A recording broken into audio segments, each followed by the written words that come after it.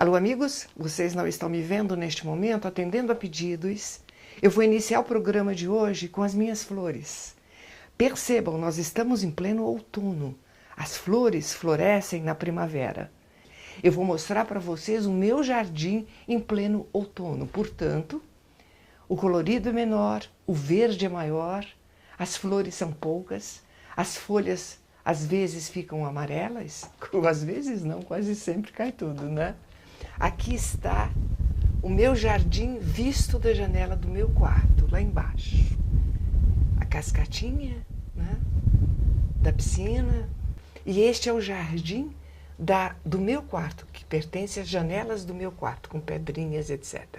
Esse é o meu encanto, são as calanchóis. Eu não vou dizer o nome de todas as plantas, porque elas têm nome próprio, sabe? Eu as batizo. Então essa é a minha bela, a calanchói. Este é o meu antúrio. Ele fica na entrada da minha casa. Bonito, não é? Agora a gente vai se dirigir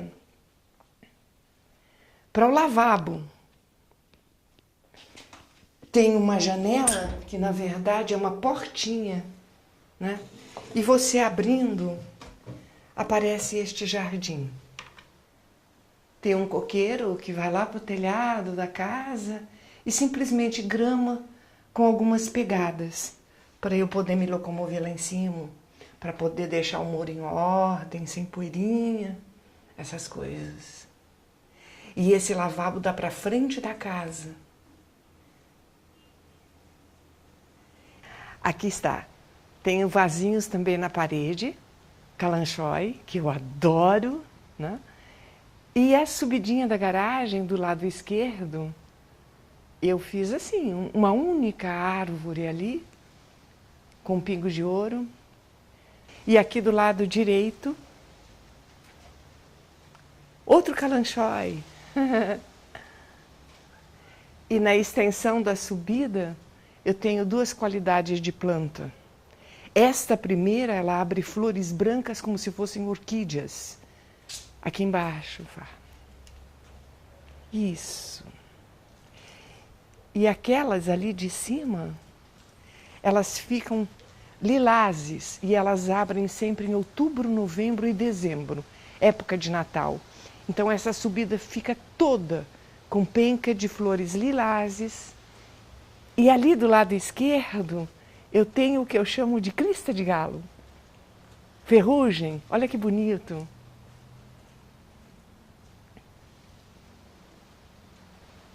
Eu tenho aqui uma ráfia que ela foi batizada por mim e pelo Flávio. Ela tem um nome. Ela é a Flora. Nada muito original. Aí vocês podem perguntar, e a fauna, onde está? Mas a Flora, ela estava dentro de casa. Eu tenho um carinho muito grande por ela, eu abraço muito ela, sabe? Ela me passa boa energia. Ela foi eleita guardiã da minha residência. Nesse momento, a gente está dando uma panorâmica para que vocês possam observar melhor os detalhes, né? E do lado direito de vocês, eu tenho uma ninfa muito grande. Ela está comigo há 20 anos já, né? Ela é muito bem cuidadinha. E embaixo dela eu fiz um pequeno paisagismo, da forma como eu gostava. E coloquei vaso, coloquei mais calanchóis, coloquei pedras. Como vocês podem observar, minha caixinha de correio ela é exatamente igual à minha casa. Eu quero convidá-los nesse momento. Nós vamos nos dirigir para a lateral da casa, tem um portão ali que serve para o jardineiro, o piscineiro entrarem para fazerem os serviços, né? E outras pessoas que vêm fazer alguma coisa. E olha aqui, tá vendo? Tudo rodeado das minhas plantinhas. E abrindo este portão, eis a minha pequena selva. Olha o vento que está aqui hoje. Estão notando? Não está fácil não, uma ventania, um friozinho. Graças a Deus a garoa passou para a gente filmar e poder mostrar a casa para vocês. Eu estou fazendo essa cerca viva. Ela não é antiga, ela é recente.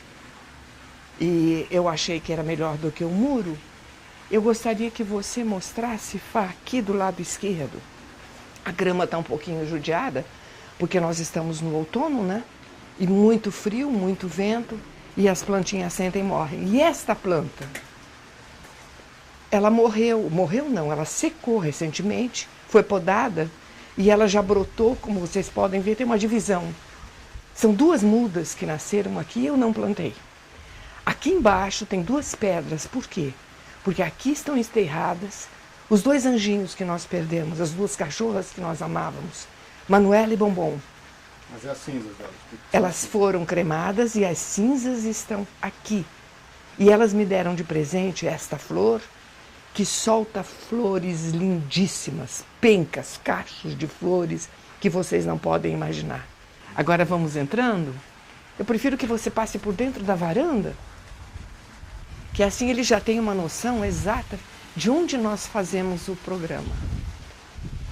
É aqui que nós gravamos a arte de viver para vocês. Esta planta é recente, mas ela já está assanhadinha, está ficando bonita, tá vendo? Ela é verde e amarelinha, como vocês podem ver, ela é brasileira. Um verde e amarelo bonito. E ela também vai crescer, vai ficar bonita. Então aqui eu não tenho muitas plantas. Eu tenho uma bromélia ali na sala de jantar. Tenho mais calanchói, né?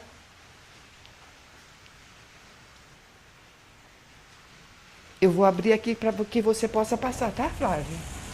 São os meus arranjinhos, as minhas florzinhas, e que eu fiz questão de mostrar para vocês, porque vocês têm muita curiosidade em torno do meu jardim. Eu vou atrás de você e fecho, porque vai bater porta. E aqui o jardim principal, do interior da casa. Aqui dividindo, separando a nossa casa dos vizinhos, né? Eu tenho a cerca viva, retinha, podando ali em cima somente. E aqui eu fiz uma árvore mais ou menos redondinha da mesma planta, só que com um formato diferente. Ela me proporciona a felicidade de ter flores amarelas, pink e rosa clarinho. Infelizmente, acho que só tem uma amarelinha ali. É, tem duas, tem uma outra aqui, ó. Do outro lado acho que tem rosinha. Aqui, botãozinho. Porque nós estamos no outono. Não é época delas florescerem. Esses vasos também fui eu que fiz. E eu coloco nelas também um vasinho de calanchói vermelhinha. Ali ainda tem uma florzinha muito pequenininha.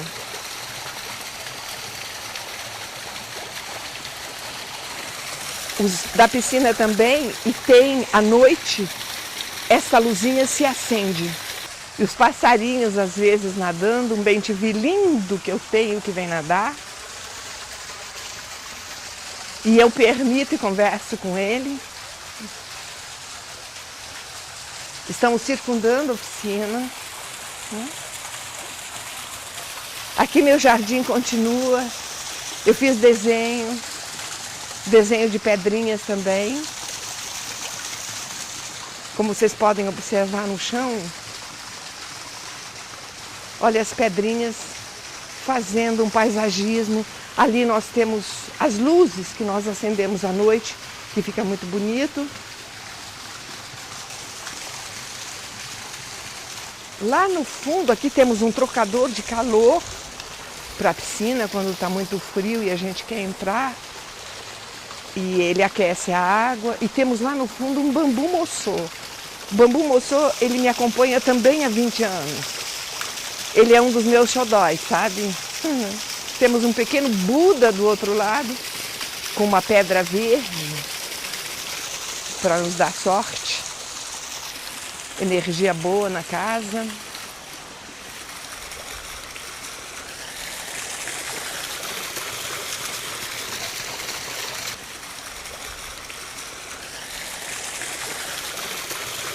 E aqui temos a edícula, aqui fica a nossa churrasqueira, que em 20 anos acho que a gente fez churrasco umas 3 vezes, se tanto. Eu não piloto churrasco nem o Flávio. Nós temos forninho de pão, de pizza, a churrasqueira que gira, temos tudo. Lá dentro tem os banquinhos, formando a parte externa da casa, as madeiras que nós precisamos, capa térmica de piscina, almofadas, as espreguiçadeiras que a gente pega para poder tomar sol. E nós temos aqui a porta da cozinha, do seu lado esquerdo, e um pequeno jardim também na frente. Não é muito grande. E essas plantinhas laterais, elas também dão florzinhas branquinhas. E é isso, meus queridos. Esse é o meu jardim, que vocês tinham tanta curiosidade em conhecer. Então agora sejam bem-vindos. Vamos entrar na varanda e vamos dar continuidade ao nosso programa normalmente. Lindezas, como vão? Bom, em primeiro lugar, muito obrigada pela presença, viu? Nossa, a gente tá, subindo. Os números de visualizações aumentaram muito. Muito obrigada, YouTube. Algoritmo do YouTube que está entregando para mais pessoas e mais pessoas chegando aqui no nosso programa. Beijo para todos vocês, viu? Os que estão chegando para o YouTube, para todo mundo. Nós, eu e Flávia, estamos felicíssimos. Tanto que resolvemos hoje fazer um programa diferente e começamos o programa mostrando o nosso jardim, atendendo a pedidos. A minha pequena Amazônia aqui, o meu pequeno Pantanal, né, que eu tenho aqui. Pois é, meus amores. Então vamos agora começar? Eu senti necessidade de terminar o Pantanal falando para vocês sobre uma pessoa eu não omiti e não esqueci, né? Uma pessoa que teve um significado muito grande, muito carinhoso para mim no Pantanal. O meu sobrinho, o Joventino, o Jove, eu não falei dele de propósito.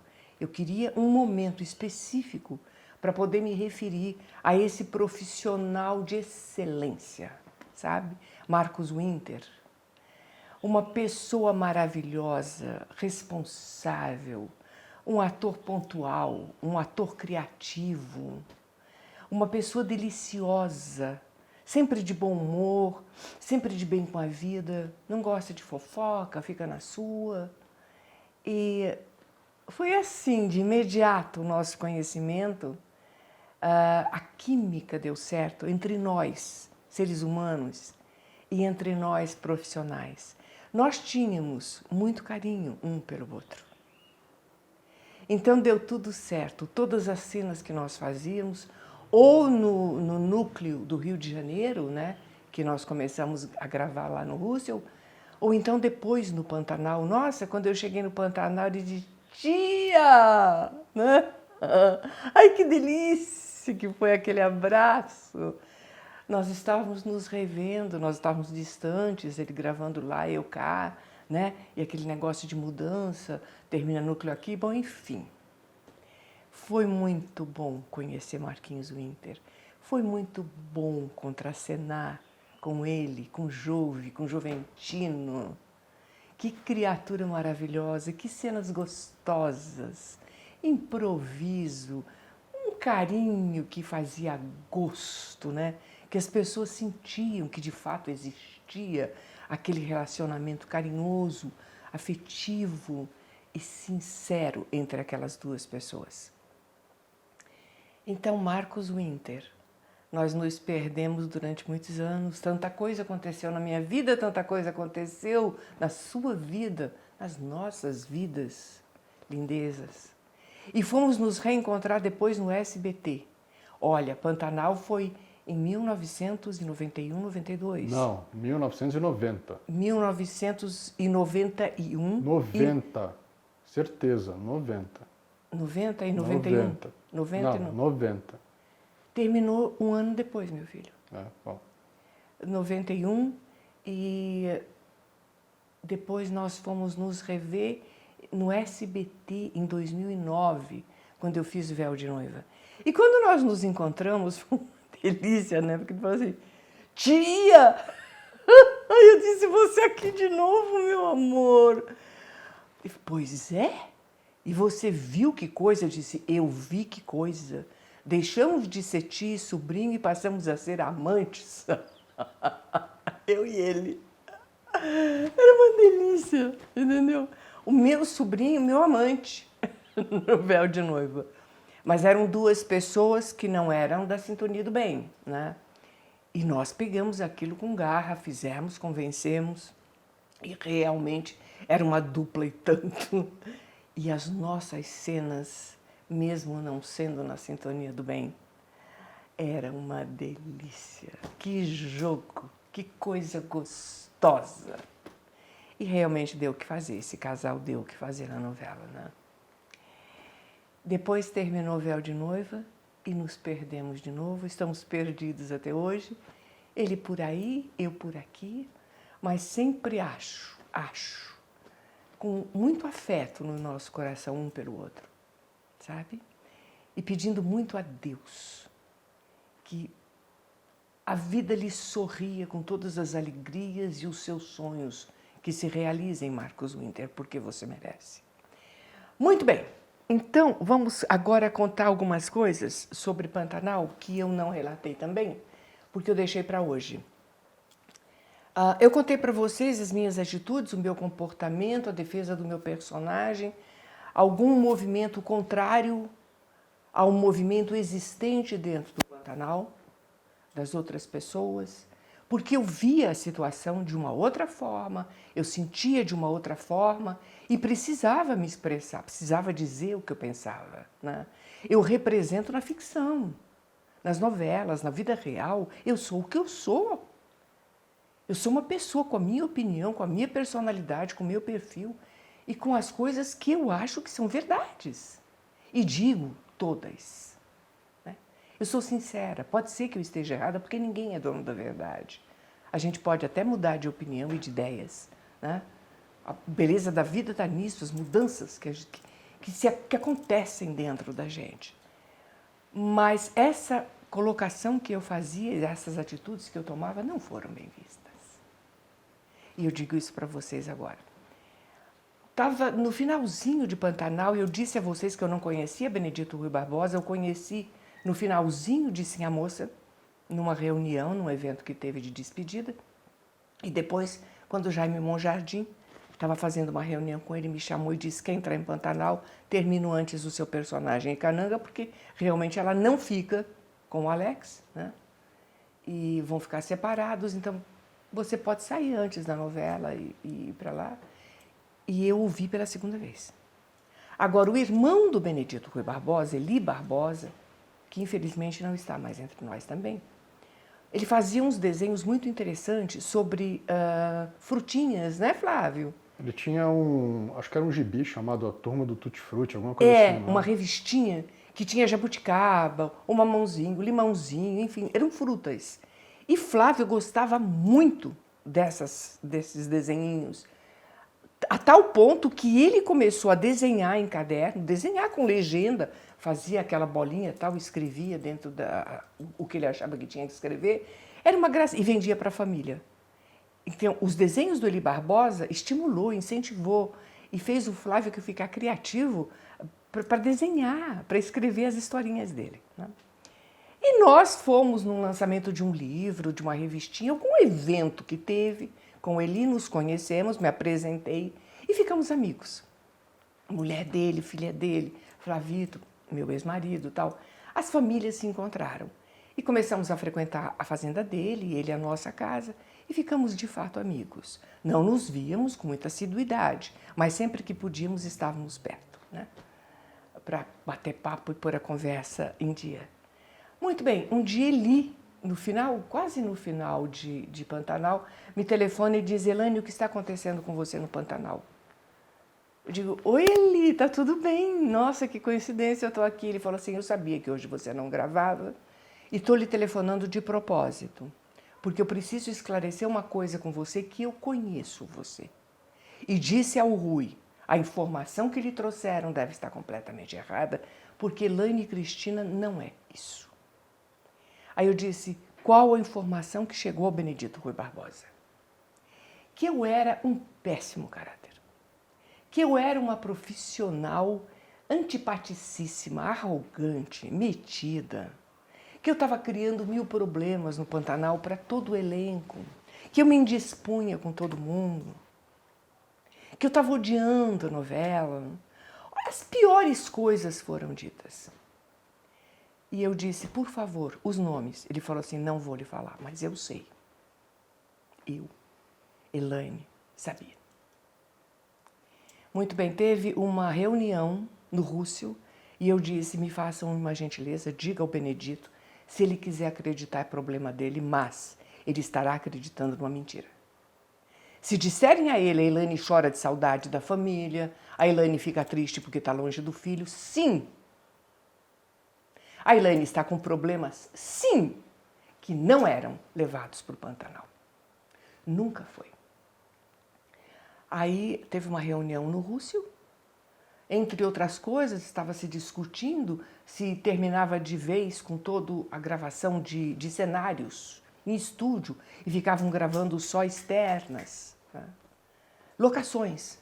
E eu disse, mas é a nossa família, como é que ficamos? E como eu, 5, 6 pessoas também se colocaram contra essa ideia, o que fizeram depois com Ana Raiz e a Trovão. Uma novela que não tinha estúdio, só tinha locações, fora da emissora. E num determinado momento teve uma brecha, uma pausa, o elenco todo presente, diretoria, etc. e tal. E eu disse, eu gostaria de fazer uma colocação. Pois não, Elaine? Olha, eu soube disso. Como as pessoas envolvidas em todo esse processo de fofoca estão presentes, eu gostaria que elas se apresentassem e dissessem na minha frente o que foram dizer para o Benedito Rui Barbosa. Claro, era uma pessoa da equipe, contando para um determinado diretor, que imediatamente trouxe a notícia para todo o Rússio e foi parar no autor. Não tiveram coragem de se apresentar. Eu sabia quem era. Eu não citei os nomes. Por uma questão de ética, de educação. Mesmo porque eu achei que era tão baixo, tão pequeno aquilo, né, que nem valia a pena mencionar o nome das pessoas. Covardes ficaram calados, como se nada tivessem feito. Eu, particularmente, fiquei muito decepcionada, muito magoada, porque era mentira. Eu só defendi o trabalho, defendi meu personagem, defendi a saúde das pessoas, a integridade física das pessoas que estavam absolutamente com os pés fora do chão, sabe? Estava todo mundo muito no ar. Opa, vem cá, vem para a realidade porque vocês vão entrar bem. Pantanal não é isso que vocês... A única coisa. Muito bem. Voltei a gravar, terminamos a novela e Pantanal acabou. E Pantanal ficou encantada. E Pantanal foi uma extraordinária novela. Pantanal ficou, não sei se vocês conhecem os Contos de Nárnia, as pessoas entravam dentro de um guarda-roupa e de repente abriam uma porta do outro lado e saíam num lugar completamente diferente. Encantado.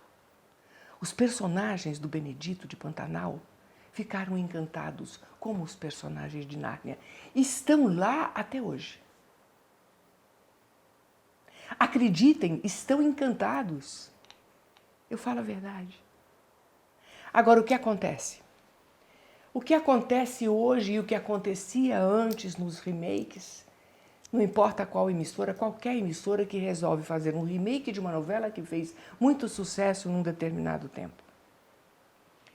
Para ganhar dinheiro, para conseguir patrocínio por uma série de razões. Eles tentam inventar a roda de novo. A roda já foi descoberta faz muito tempo. Eu vou falar para vocês, vou dar um exemplo para vocês.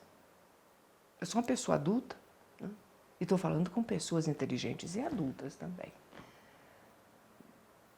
até adolescente vai entender o que eu vou dizer. Né? Existe um processo natural no ser humano, a descoberta da sua sexualidade. Isto para alguns ocorre um pouco mais tarde, para outros um pouco mais cedo. Né? Não importa se mulher ou homem, os dois. Quando mudam os hormônios e a gente descobre a nossa sexualidade, a primeira coisa que a gente faz é se tocar. Descobrir o nosso corpo. Descobrir quais os pontos que nos dão prazer. Inevitavelmente, isto ocorre com qualquer ser humano. Portanto, eu vou dizer para vocês um movimento que é absolutamente natural. Não se choquem, porque não há motivo para isso, porque faz parte de um processo natural da vida, né? Do nosso organismo, da nossa sexualidade, que é a masturbação. Muito bem. Pantanal, feito há 32 anos atrás. Irmã. Pensando em José Leôncio, chega o filho do Carlos Alberto, Marcelo Barreto, e diz assim para mim: Elaine, queria te propor uma cena. Eu disse: qual? Irmã se masturbando pensando em José Leôncio. Digo: perfeitamente, acho cabível. Claro que é cabível. Né? Mas que tenha na imagem bom gosto e cuidado para não agredir as pessoas. E não me agredir desnecessariamente na mídia. Ele falou: todo o cuidado possível. Fizemos a cena. Minhas lindezas, não teve polêmica. Não foi discutida na mídia. Não teve fofoquinha. Não teve badalação, não foi uma coisa grande para ser discutida como se fosse uma coisa muito importante. Era um ato absolutamente normal de uma mulher pensando no homem que amava e de uma mulher solitária. E eu digo mais para vocês, a coisa é tão natural que hoje em dia, fizeram um remake. Eu não assisti a novela, percebam, não é crítica absolutamente ao trabalho e nem à autoria. Me disseram que era uma novela muito bem escrita, um personagem com mais de 50 anos, com uma excelente atriz, por quem eu tenho um maior respeito. Mas que teve uma cena de masturbação após os 50 anos de idade, uma mulher empoderada que resolvia. Mas até os 50 anos ela nunca fez isso? É absolutamente impossível. Uma mulher com mais de 50 anos, principalmente as mulheres que são infelizes no seu casamento, ou que são solitárias, não têm companheiro nem nada. Gente, o sexy shop vive porque mulher dá dinheiro. As mulheres é que frequentam mais o sexy shop, acreditem. E tem mulheres sadias, num relacionamento muito bom com seus maridos, que resolvem comprar um brinquedinho e sugerem para ele: vamos fazer esse brinquedinho fazer parte da nossa relação, para ver como é que fica, se incrementa, se fica mais. E fazem. E o marido aceita. Qual o problema? Estão tentando ser felizes. Estão tentando fazer o melhor que podem para a sua relação.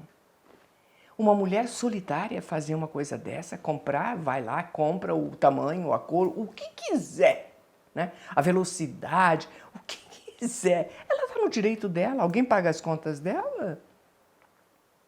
Alguém calça o sapato dela para saber se a solidão é difícil? Não. Então não me entra na cabeça discutir esse tema atualmente, na época que nós vivemos, como se fosse uma coisa imponderada. Nossa! Olha o que fizeram! Nós fizemos há 32 anos atrás. O termo não seria nem imponderado, seria um tabu. Como é que pode, em 2022, as pessoas acharem um ato que de masturbação... um ato é tabu? É tabu. É pecado? É feio? Não se deve fazer? Vamos para o inferno! O que é isto? O que é isso, Flavito? É uma falta de naturalidade nas coisas. Como é que chama isso?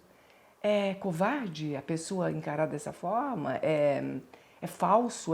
Tem um termo específico para isso que eu não consigo encontrar nesse momento. É ridículo. Não é aceitável. E isso aconteceu. Então, o que está acontecendo atualmente é que continuam fazendo os remakes e tentando descobrir uma roda que foi descoberta há tanto tempo. Vocês sabem de uma coisa? Eu quis assistir o último capítulo de Pantanal e vi 2 vezes esses dias, para poder falar para vocês. Benedito Rui Barbosa é considerado, e é de fato e de direito, um dos melhores autores da teledramaturgia brasileira. O seu Pantanal é encantado. A mim não importa quem esteja fazendo, eu não quero ver. Porque o que ele fez foi tão bom, foi tão lindo, foi tão de encontro às almas do povo, das pessoas. Por que fazer a mesma novela, os mesmos personagens, as mesmas situações?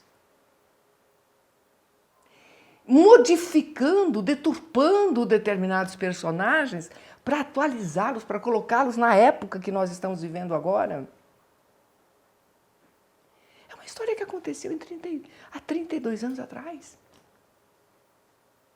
Por que fazer isto com uma coisa tão bonita? Que as pessoas se entregaram tanto naquele trabalho. Pantanal termina com o velho do Rio passando o seu bastão para Zé Leôncio, que acabou de morrer. Ele vira de costas e Zé Leôncio está vestido do velho do Rio. O velho do Rio, a partir de então, da morte do Zé Leôncio, é ele, Zé Leôncio. O outro foi embora, com uma sucuri que ele viveu durante tantos anos. Depois, a Filó sozinha, linda, na frente da fazenda, dizendo assim, por que só as crianças conseguem ver você? É você, Zé? Será que é você que não quer aparecer para mim? A menina de um lado do velho do Rio, o menino do outro, menino, filho da Irma com o Zé Lucas, a menina, filha da Juma com o Jove. O menino diz assim, meu pai quase não vem para casa, avô. Tá difícil ver ele. Aí o velho diz, eu sabia, meu filho, que ia ser assim. E mais para frente vai piorar um pouco mais. Porque é político. Ele tem que cumprir a missão dele.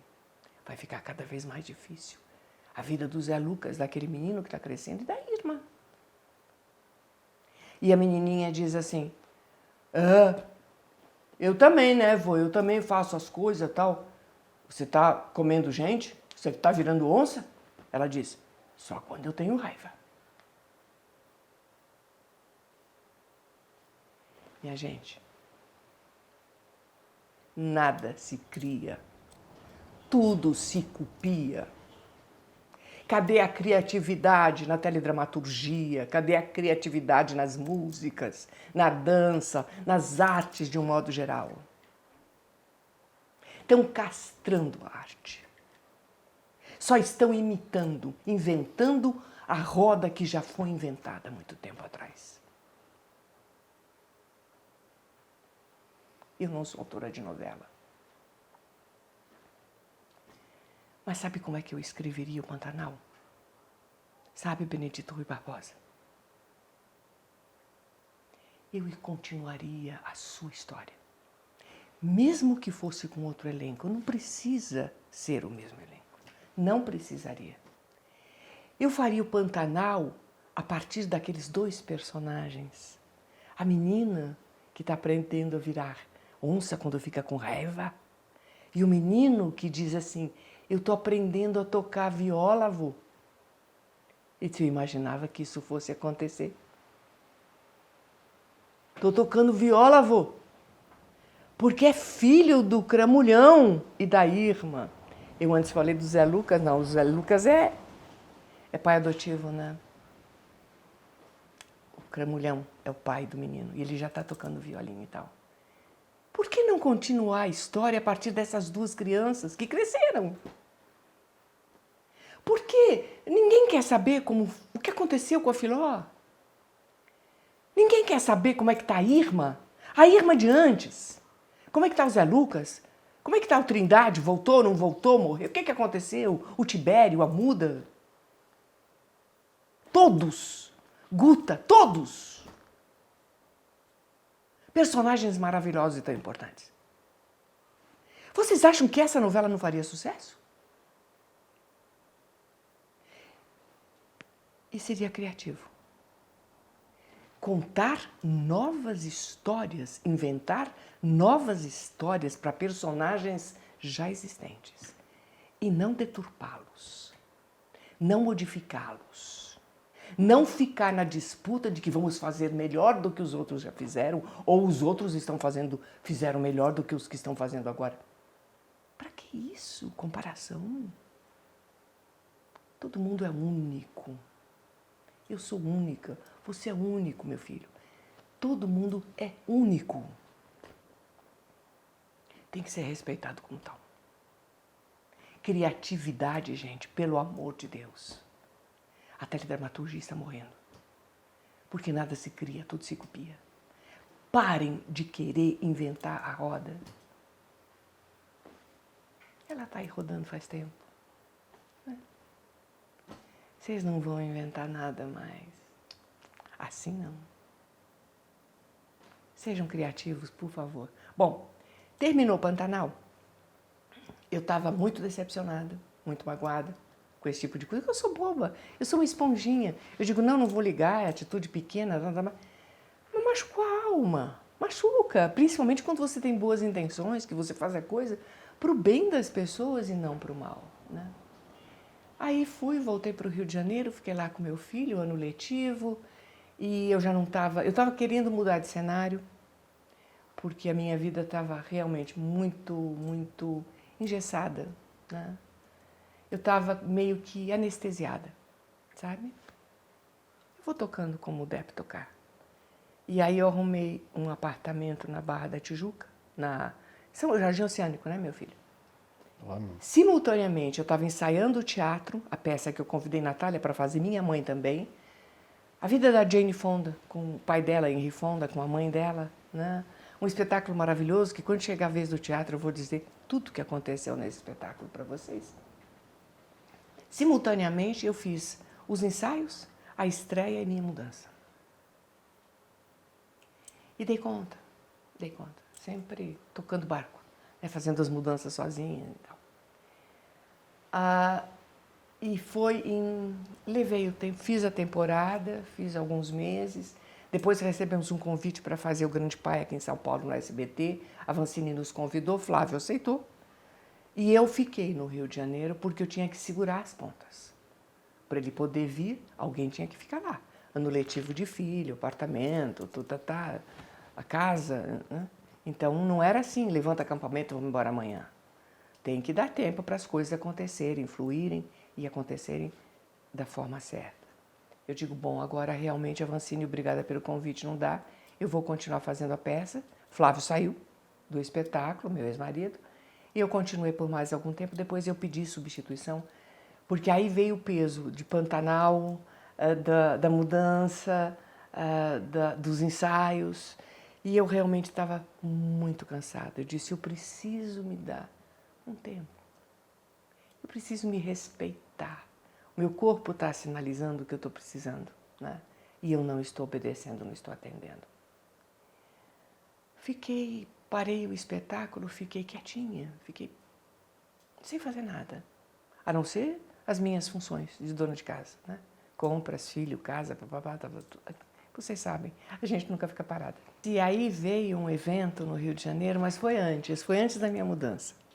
Nós morávamos em São Conrado, num edifício aqui desse lado da Avenida das Américas, e do lado de lá tinha a Rocinha.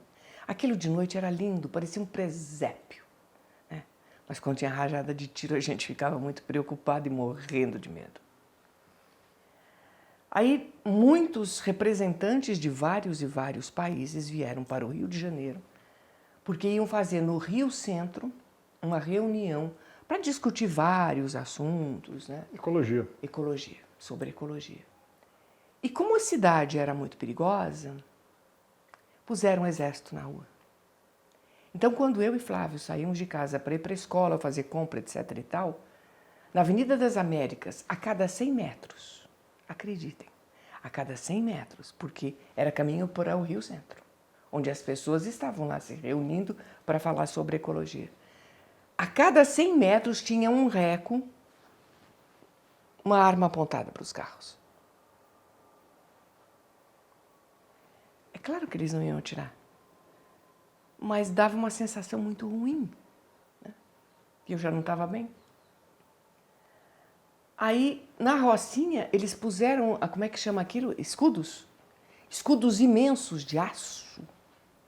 E os policiais ficavam desse lado para impedir que alguém pudesse traficar, descer da Rocinha e tal, com tráfico para ir para o Rio Centro. Falei, Jesus, o que é isto? Como é que nós estamos vivendo aqui? Helicópteros sobrevoavam o Rio de Janeiro, a Avenida das Américas. Eu estava indo para o Carrefour fazer compra, né? E de repente eu olhava pela minha janela, pelo vidro da frente, e eu via o helicóptero e de repente um reco assim, apontando a arma para baixo, para os carros.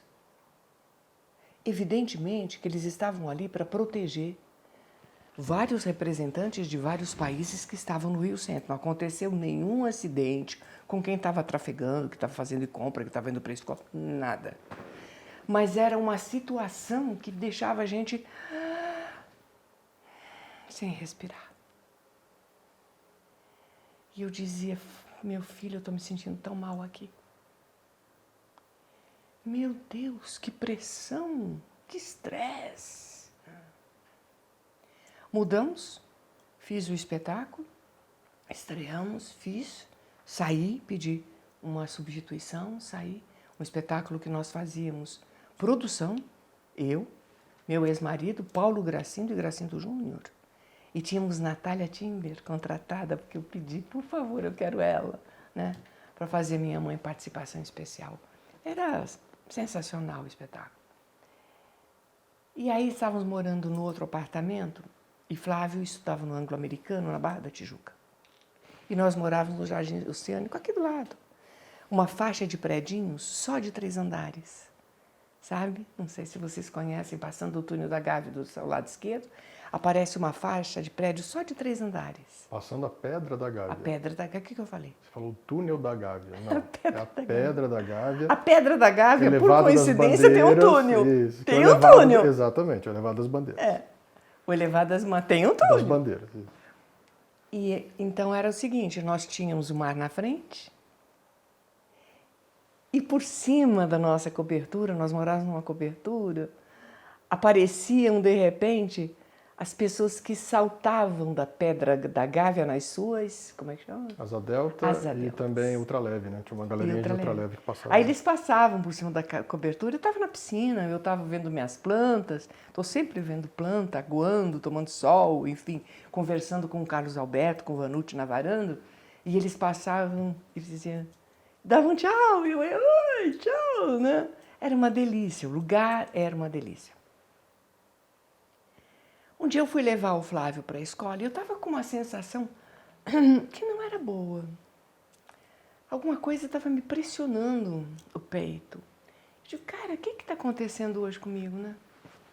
Se eu não subi escada nem nada, estou meio sem ar, está apertado. Aí, na volta, eu fui buscar o Flávio, nós revezávamos, eu e Thalita revezávamos, levávamos Flávio e Renata, a filha do Carlos Alberto, com a Thalita. Não é Renata, é Renê. Renê. Obrigada, filha. Eu troco o nome de todo mundo, eu só não troco o dele. Não tem como. Apesar do nome ter o mesmo significado, Renata é renascida, Renê é a mesma coisa. Então, só muda o nome afrancesado. Muito obrigada, eu não sabia. Então, eu não errei totalmente, por intuição. Uhum. Por intuição. Muito bem. Aí eu fui buscar o Flávio, era meu dia de buscar os dois, levar e buscar os dois. No dia seguinte, a Thalita que ia levar e buscar os dois. Fui buscá-lo. Tinha o ângulo, os carros paravam aqui, assim, uma espécie de uma vírgula, né? E tinha uma calçada, uma rua, outra calçada, e esta rua era para entrar num condomínio de casas, ao lado do ângulo americano. Tinham duas calçadas, do lado direito e do lado esquerdo da rua. Eu entrei na calçada antes do condomínio de casas, porque estava um calor insuportável. E eu estava sentindo uma sensação muito ruim, né, que não passava. Aí abri o vidro, parei embaixo de uma árvore muito frondosa, muito bonita, e debrucei a minha cabeça na direção, esperando abrir os portões para Renê e Flávio saírem, para eu levá-los para casa. E eu ouço assim, um cano gelado na minha cabeça, diz assim, não grita. A primeira coisa que eu fiz foi... Aí eu fui xingada assim de todos os nomes bonitos que vocês possam imaginar e olhei para a pessoa. Aí eu digo, desculpa, estou olhando para você, mas tudo bem, tudo bem. Uma cara muito agressiva, um corte aqui, de navalha de alguma coisa que não estava totalmente cicatrizado. Eu digo, não, olha, não me agrida, por favor. Eu tenho 4 crianças pequenas, elas estão aí dentro da escola. Olha, tá aqui, meu anel, meu brinco, fui dando, né? Pode levar tudo, coisinhas que eu usava no dia a dia, não eram joias. Minha bolsa, minha bolsa, minha carteira. Moço, pode levar, mas minha carteira. Eu dei a carteira com cartão. Não tinha muito dinheiro, ele me xingou. Aí ele disse assim, não, eu quero tudo isso, mas você vai me levar até a Central do Brasil. Até a rodoviária Central do Brasil. Falei, moço, eu não tenho condições de sair daqui, por favor. Está aqui o documento do carro, a chave. Levo o carro, eu pego as minhas crianças, eu dou um jeito de ir embora daqui. Eu não posso sair daqui com você porque eu vou morrer e vou matar você. Porque eu não estou passando bem. Aí eu percebi aquele aperto no coração que eu estava sentindo desde cedo. Eu estava intuindo que alguma coisa ia acontecer. Aí ele disse para mim, tá bom, então se você não me leva até a rodoviária Central do Brasil, sei lá, me leva até o canal de Marapendi. Lá eu resolvo o que eu faço. Eu sabia, eu tinha certeza que se eu fosse até o canal de Marapendi com ele, eu não voltaria. Era tudo ou nada ali. Quando eu pensei em dar uma portada nele, eu olhei o retrovisor e vi um carro entrando com 3 pessoas. Vieram buscar uma criança. Aí eu digo, moço, tá entrando um carro. Vai ver você com a arma apontada para mim. Você vai ter que atirar nele ou em mim, porque... Olha, a tua situação tá ficando grave aqui. Aí ele me chamou de outros nomes e falou assim, sai daqui agora. Sume da minha frente. Olha, gente, eu engatei, liguei meu carro, engatei a primeira, eu consegui passar por cima da calçada. Claro, raspando o cárter, raspando todo o meu carro em volta. Aí eu saí na rua, eu fui na contramão, entrei na Avenida das Américas também de mau jeito, peguei o caminho do colégio dele aos prantos. Aí abri a porta do carro, minhas coisas caíram todas para fora, que estavam tudo ali no chão do carro, né? Bolsa, tudo. Flávio saiu com o Renê. O meu medo era Flavito sair e ver aquele cara com uma arma apontada para mim. Já imaginou meu filho? Ele dá um tiro no meu filho? Eu estava desesperada. Vocês não podem imaginar como eu fiquei. E eu não falava nada. Aí Flávio chegou perto do carro. Conta, Flávio. Eu saí da escola, vi você encostada, apoiada no teto do carro com a cabeça baixa. Chorando? A hora que eu cheguei mais perto, eu estava chorando, falei, pô, mãe, o que aconteceu? Aí você explicou que tinha um vagabundo ali que te rendeu. Que estava atrás de mim e ia me E que atirar. estava armado tava... e que pra gente não olhar muito na direção, porque ele falou que te queimaria à distância caso você olhasse para ele ou apontasse o dedo. Mas na hora que eu olhei não tinha mais ninguém, o cara caiu fora, né? Ele foi embora. Olha, para eu entrar naquele carro, para eu dirigir, para eu chegar em casa, e pior, tinha dado todo o dinheiro para ele, e a minha carteira de óculos caiu no chão. O Flávio foi e pegou. A carteira de óculos, eu não usava a carteira, estava sempre com óculos na cabeça, na roupa, em todo lugar, na bolsa, solto, riscando tudo. Como eu estava fazendo teatro, eu guardava dinheiro grande dentro da minha carteira de óculos. Eu não deixava na bolsa. Por N razões. Né? E esqueci. Foi a nossa salvação que nós tínhamos dinheiro para colocar gasolina para chegar até a nossa casa no Jardim Oceânico. Não é meu filho. Cheguei, por coincidência, meu ex-marido tinha chegado para passar final de semana. E eu, aos prantos, relatei tudo o que tinha acontecido e disse, para que esse drama? Te fez alguma coisa? Você está machucado? Não. Fisicamente, não. Então, para que esse drama? Para com isso, que coisa, coisa boba, isso acontece com N pessoas. Mas comigo não vai acontecer mais. Eu vou embora daqui. Eu vou embora do Rio de Janeiro. E ali eu decidi que eu levantaria acampamento.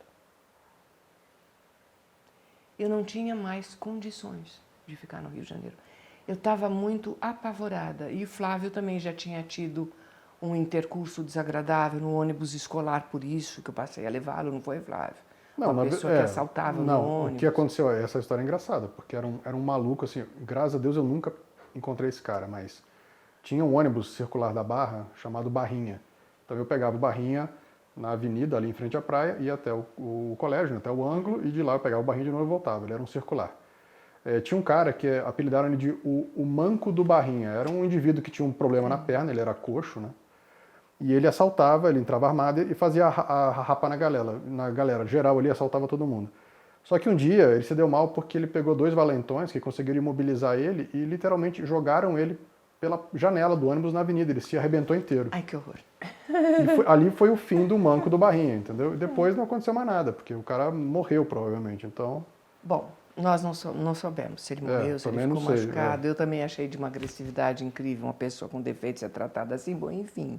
Ele estava errado, quem fez isso com ele também estava errado. Era agressividade de ambos os lados, sabe, gente? Eu não gosto disso. Eu digo, meu filho, vamos levantar acampamento? Nós temos família, amigos em São Paulo, temos gente muito boa que gosta da gente aqui. Mas está na hora de nós sairmos daqui. Foi aí que eu decidi voltar para São Paulo. Como eu estou contando, fazendo a narrativa da minha vida profissional e um pouco da minha vida particular, eu tinha que contar para vocês por que eu voltei para São Paulo. Eu voltei para São Paulo por causa desses fatos. Fiz a minha mudança, né? Lídia Matos foi se despedir de mim, sozinha. Eu tinha levado Flávio e a Tina para o aeroporto logo cedinho, antes da transportadora chegar. Mandei os 2 de avião para São Paulo. Fiquei sozinha no Rio, cuidando de 3, 4 homens, com 2 carros lotados de coisas para trazer para São Paulo. Iam chegar de noitinha, iam para um local que guarda os caminhões. Um depósito de caminhão. Depósito, e na manhã seguinte iam entregar já no meu apartamento toda a mudança. Então eu tinha que chegar aqui. E aí eu me dei conta que eu tinha que dirigir 400 quilômetros sozinha. Às 4 e tanto da tarde, cansada do jeito que eu estava. Aí eu também fiquei mais uma vez com a cabeça no capô. Meu ex-marido tinha trazido o carro dele para São Paulo e tinha deixado o meu carro lá para eu trazer, né? E assim que Flávio chegou em São Paulo, ele pegou o Flavito, levou para um flat hotel, os 2 ficaram hospedados e sempre faziam isso, quando a mudança já estava feita, pronta, tudo organizado, tudo no lugar, aí voltavam para casa. Aí bate mão no meu ombro, Nesse prédio eu tinha 2 amigos, 2 famílias amigos, o Carlos Alberto com a Thalita, né? E tinha Luiz e Sônia, que eu amava os 2. E eu disse, meu Deus, eu não me despedi do Luiz e da Sônia, eu estou tão cansada. Aí eu senti uma mão assim, disse, como é que eu faço, né? Eu senti uma mão e disse assim, vai para o banco de trás. Lulu, eu chamava ele de Lulu. Passe para o banco de trás, nós vamos levar você. Você não sai daqui sozinha. E foi uma viagem deliciosa. E acreditem, eu não teria chegado. Sozinha, eu não teria chegado. Eu sentei no carro, meia hora depois, eu estava dormindo. De exaustão. Luiz e Sônia na frente, pararam uma hora e disseram assim, Bela adormecida, vamos fazer um lanchinho? E eu desci e disse, ai, e nós 3 entramos abraçados no restaurante e eles me trouxeram para São Paulo. Graças a Deus. Meus amores, obrigada por prestigiarem o nosso programa. Obrigada, YouTube, por reconhecer que o nosso programa tem importância para as pessoas e começou a distribuir para mais gente. E um monte de gente está chegando. Continuem assim, que nós estamos muito felizes. Olha, por favor, agora vocês precisam se inscrever, né? Porque eu quero receber a placa do YouTube. Só com 100.000 inscritos que eu vou receber essa placa. Tá longe. Vamos lá, se inscrevam, deem o like, que é muito importante, né? Toquem o sininho. Que mais, Fá? Basicamente é isso. Basicamente é isso, tá? Então se inscrevam, deem like e toquem o sininho. E continuem vindo, que vocês são muito bem-vindos e muito queridos. Sabe meu budinho ali, cara? Assim, ele se rende aos encantos e aos carinhos de todos vocês. Rendam-se ao nosso amor e ao nosso carinho e venham ao nosso encontro. Beijo no coração de todos. Até o próximo Arte de Viver. Tchau, tchau.